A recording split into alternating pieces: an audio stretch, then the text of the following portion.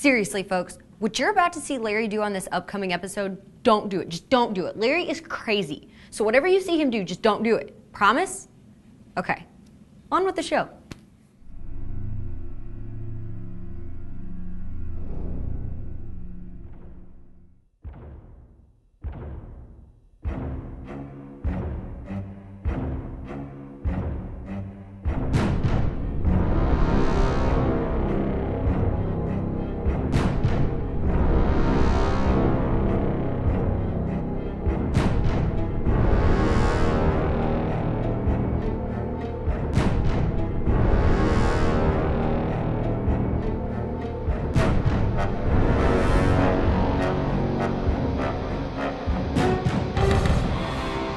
Mossy Oak presents ScentBlocker Most Wanted.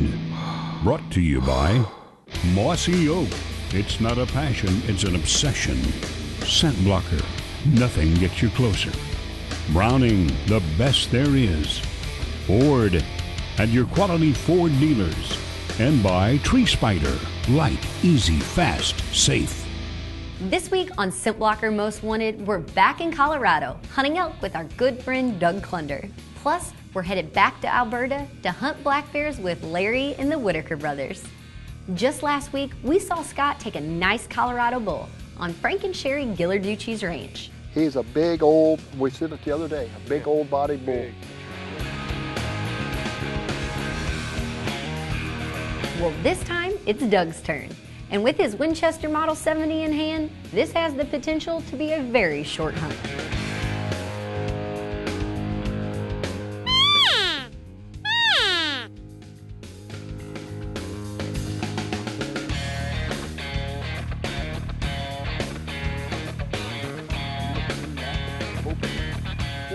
The first bulls we seen at this time yesterday was right here, and then we went up on this hill and seen another big party of them rutting further that way. With the seasonal monsoons rolling in, the guys took cover in Larry's F-150 while they moved to a new location.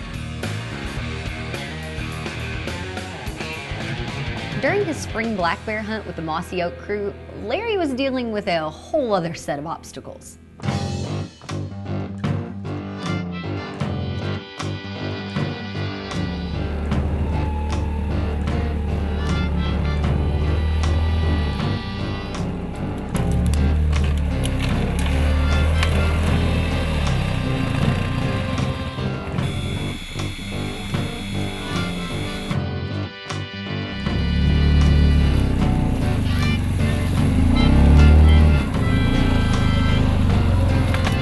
Well, that's one thing about it. Rob will work real hard to get you in where there's a lot of good bear hunting.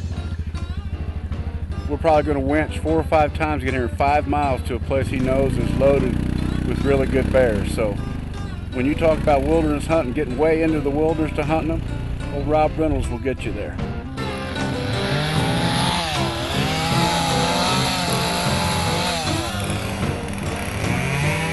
More barriers.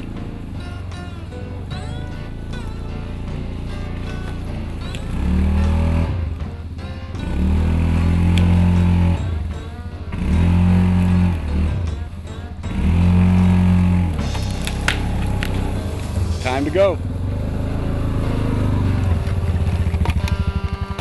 I have never killed a colored-faced bears out of 22 or 3 bears I've killed in my life. They've all been black. And Rob told me he had this bait that was very hard to get to that he wanted me on because I've never killed a colored bear. And 2 blonde bears were here when we pulled in. So hopefully they come back. We got about 3 hours at daylight. We'll see what happens. I'm shooting a new Matthews Chill. Easton Axis 340 arrows and a Rage hypodermic on the business end. IQ has come up with a bow sight that will increase your effective bow range by 20 yards, guaranteed. This guarantee is thanks to the revolutionary retina lock alignment technology. All you have to do is center the dot for the perfect shot. Without retina lock, people have the tendency to torque their bow left or right. You don't have to guess anymore with IQ. This technology also stores light in the pins and retina lock. There is no need for batteries either. This sight comes with 4-axis adjustability so you can dial it in as you need. This equipment will not only help you see the alignment, but you will feel it as you achieve perfect form with every shot. Make sure you're perfectly aligned with the IQ. Just remember, center the dot for the perfect shot.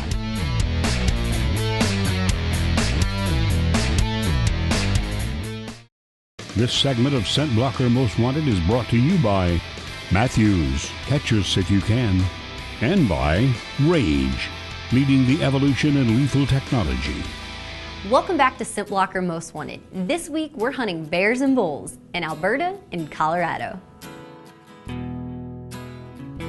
Larry, Scott, and Doug are fighting wind and rain. More times than not, the elk don't talk hardly at all in a rain like this. But if it'll come to a complete stop and be calm, it could be real good. The cutty-back pics from Frank show this ranch is home to some big bulls.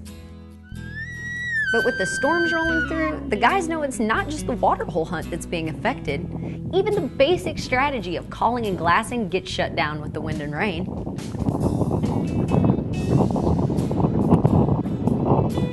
It's going to be so marginal tonight with the rain and the wind.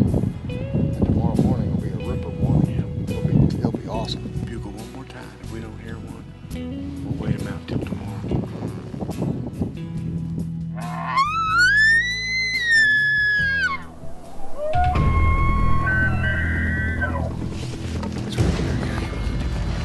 Let's get what we can see over here.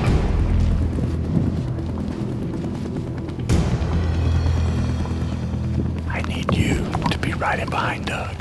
Because if I all of a sudden see the bull and you're over there, Tommy, and you can't move, you need to be right behind me. Keep your ears open. Keep it going.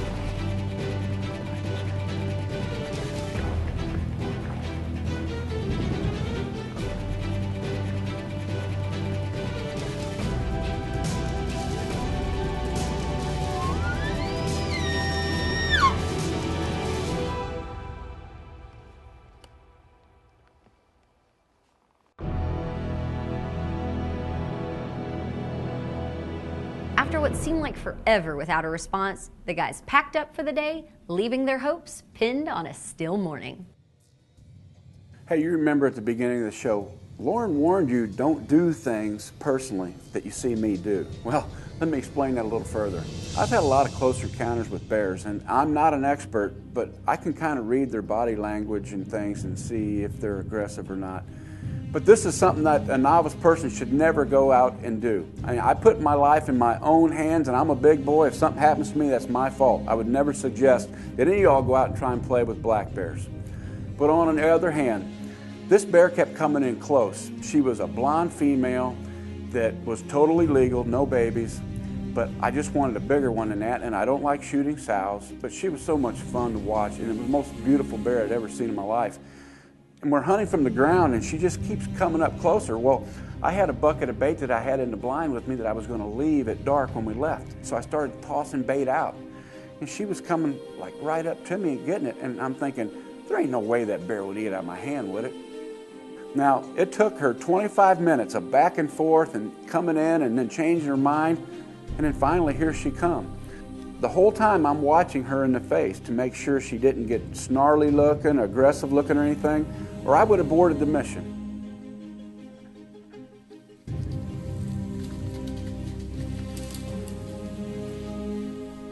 I'm the bear whisperer.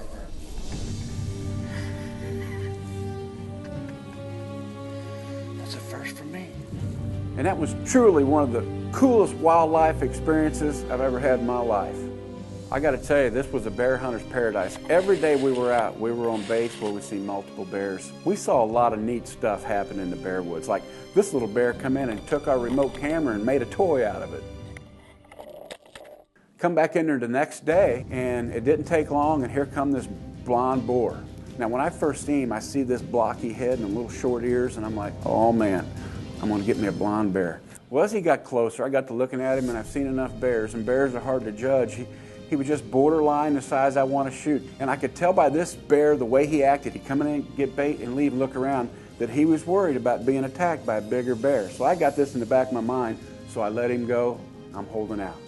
Well, it's getting towards dark, and we hear bears fighting and brush breaking, and we can tell something's coming. I'm thinking, here comes that other big blonde. Well, I look up, and here comes a bear, but it's not blonde. It's pretty nice black. I get to looking at him a little more as he comes in, and this bear is very comfortable on this bait. He's not worried about nothing. He plops right down there and digs in. But I've shot a lot of black bears, black bears, and with the area that we're hunting, and we've got several days left, I still got that big blonde in the back of my mind. I decided I'm not going to shoot this boar. Ben has never been bear hunting until this week, and I thought I'd give him another neat experience he wouldn't soon forget, and I decided I'm going to crawl out there with this bear and challenge him a little bit.